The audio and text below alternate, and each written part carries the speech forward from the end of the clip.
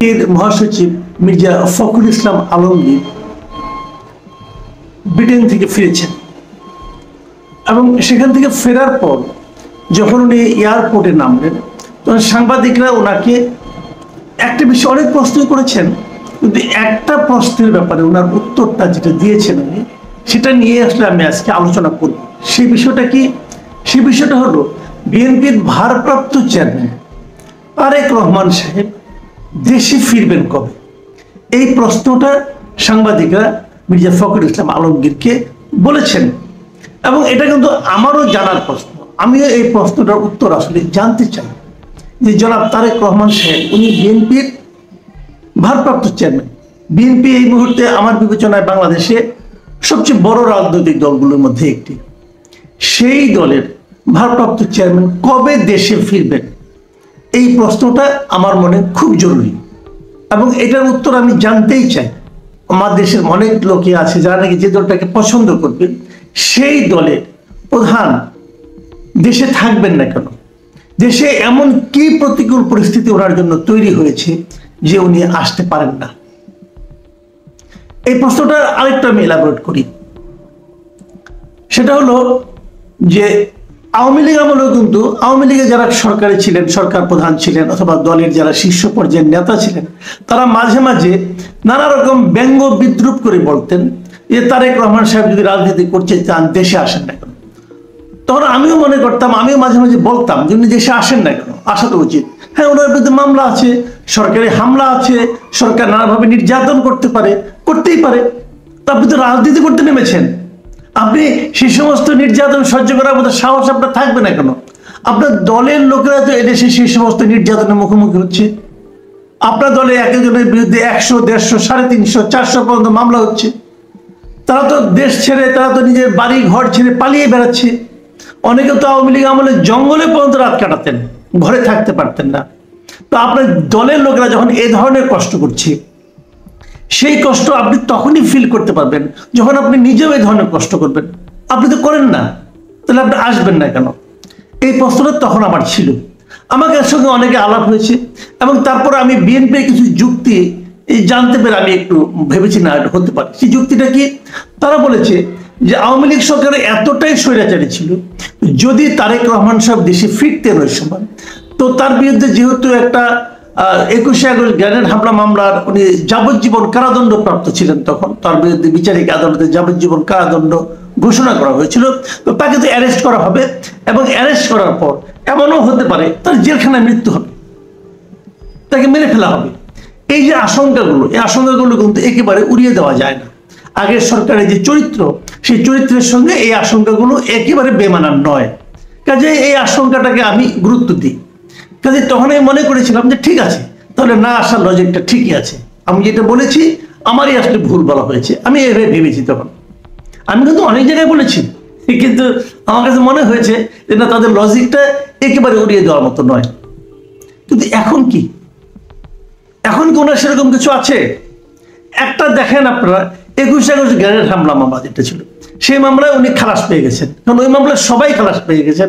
High court, উচ্চতর আদালতে এই মামলাটাকে অবৈধ বলেছে, মানে মামলা যেভাবে বিচার হয়েছে বিচারটাকে অবৈধ বলেছে তারা।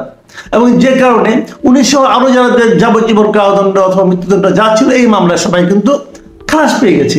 তাহলে এখন তো আর তারেক রহমান সাহেবের বিরুদ্ধে ও ধরনের বড় কোনো মামলা নেই। ছোটখাটো যে মামলাগুলো আছে সেগুলোতে তেমন কিছু না জেনে আসতে পারবেন না।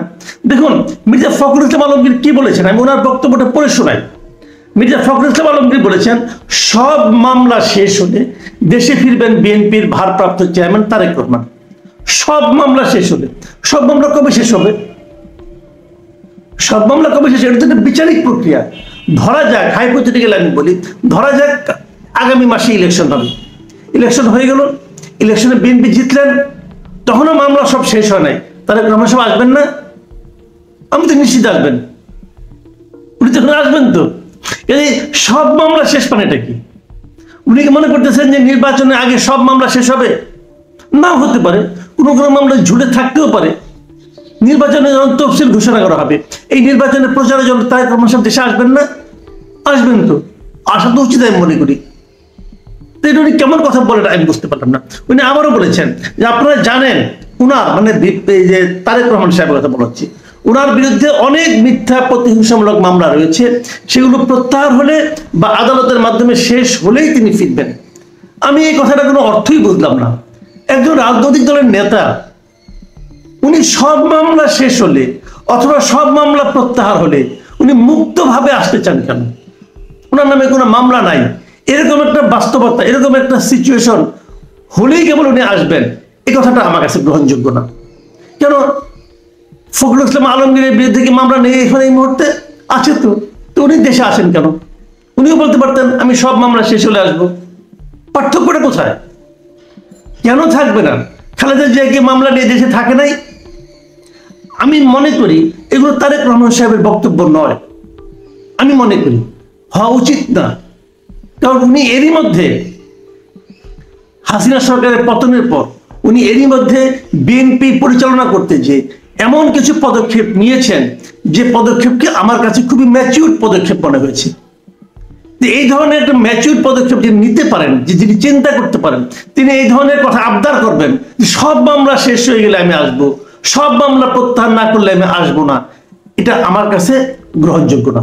অথবা যদি উনি বলেও থাকেন এটা আমার কাছে, এটাতে আমি হ্যাপি না, আমি এতে আনহ্যাপি।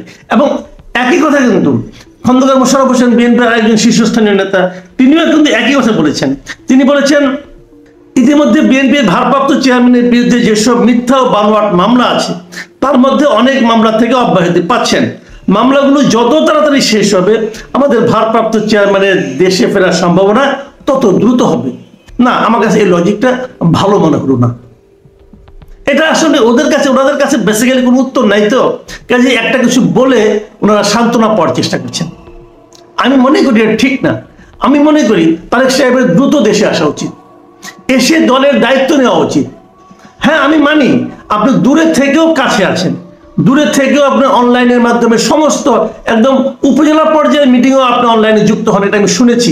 আমার কাছে ভালো লেগেছে যে আপনি মাঠ পর্যায়ের লোকের সঙ্গে আছেন, তাদের সমস্যাগুলো বোঝার চেষ্টা করছেন, এটা একটা বিষয়। কিন্তু যখন আপনি ঢাকায় থাকবেন, দেশে থাকবেন, তখন তার আলাদা একটা ইম্প্যাক্ট সারা দেশে বিএনপির ছড়িয়ে ছিটিয়ে থাকা কর্মী সমর্থকদের মধ্যে নতুন একটা চেতনা, নতুন একটা আগ্রহ, নতুন একটা আমি মনে করি যে ভালোবাসা তৈরি করবে, এবং সেটার প্রয়োজন আছে।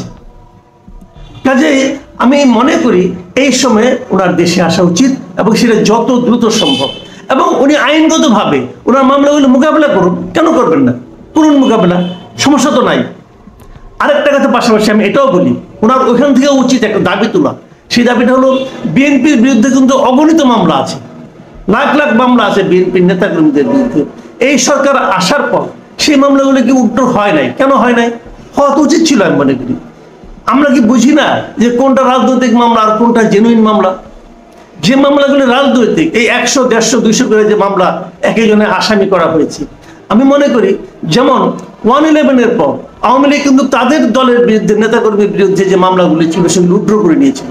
আমি মনে করি এই সরকারের উচিত ছিল যে বিএনপি নেতাকর্মীদের বিরুদ্ধে এবং জামাত, বিএনপি যত রাজনৈতিক দল আছে যারা নাকি আওয়ামী বিরোধী রাজনীতি করতে দেশে, তাদের বিরুদ্ধে যত ধরনের পলিটিক্যাল মামলা আছে সেগুলিকে তুলে নেওয়া। এবং আমি আরো আশ্চর্য হয়েছি, এই দলগুলি কেন নিজেরাও এই দাবিটা উঠায় না? তাদের আমি মনে করি উচিত ছিল এই দাবিটা উঠানো, যে আমাদের এই মামলাগুলো তুলে নেওয়া হোক। আমি মনে করি যে বাংলাদেশে রাজনীতি করার জন্য একটা মুক্ত স্বাধীন পরিবেশ দরকার। সেই পরিবেশটা ক্রিয়েট করা তত্ত্বাবধায়ক অন্তর্বর্তীকালীন সরকার যে নামেই অভিহিত করি না কেন, এটা এদেরও দায়িত্ব। আপনারা এই রাজনৈতিক হয়রানিমূলক মামলাগুলো তুলে নেন, এগুলো হাত থেকে রাজনৈতিক নেতাকর্মীকে রক্ষা করেন আপনারা। পাশাপাশি যারা আছেন তাদেরকে দিকে তাকিয়ে আমি বিএনপি ভারপ্রাপ্ত চেয়ারপারসন যিনি আছেন, চেয়ারম্যান যিনি আছেন তারেক রহমান, তাকে অনুরোধ করব আপনি দেশে দ্রুত চলে আসুন। কারণ আপনাকে এই দেশের এখন প্রয়োজন আছে।